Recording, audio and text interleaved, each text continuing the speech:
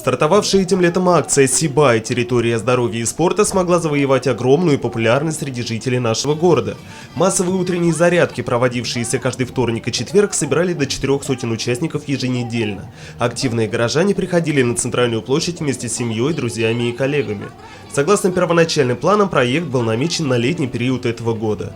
Однако, как комментирует ситуацию председатель комитета по физической культуре и спорту Ради Габитов, инициативу широко поддержали представители всех образовательных учреждений города, и уже вскоре работа проекта возобновится в обновленном формате. Мы в конце августа провели, получается, обучающий семинар для волонтеров с практическим применением. Они обучались проведению утренних зарядок. И на данный момент наши волонтеры должны приступить к реализации данного проекта уже в учебных учреждениях нашего города.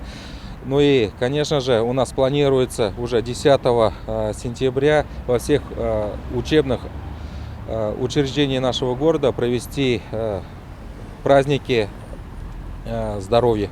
С начала учебного года возобновили свою работу и спортивные секции на базе городских образовательных учреждений. За физическое воспитание и развитие спортивных навыков у детей традиционно отвечают высококвалифицированные специалисты нашего города. Тренерский состав у нас остался прежним.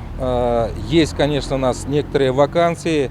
Сейчас мы подбираем кадры. Я думаю, уже к концу сентября все вакансии у нас будут закрыты, и все то, что мы планируем, секции заработают в полном объеме.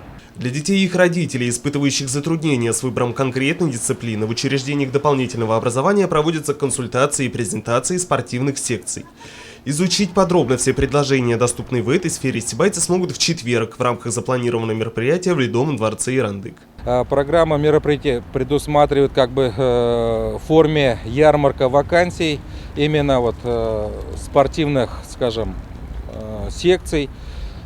Будут набираться в группы начальной подготовки, добираться в группы учебно-тренировочные. Ну и, конечно же, тут будет проводиться консультация и рекомендации ведущих тренеров, специалистов в области спорта. Еще раз приглашаем всех принять активное участие, ну и выбрать тот любимый вид спорта, которому каждый хочет заниматься в данном виде. Ринат Музафаров, Радмир Асингулов, Любовь Карпова, телекомпания СТВ.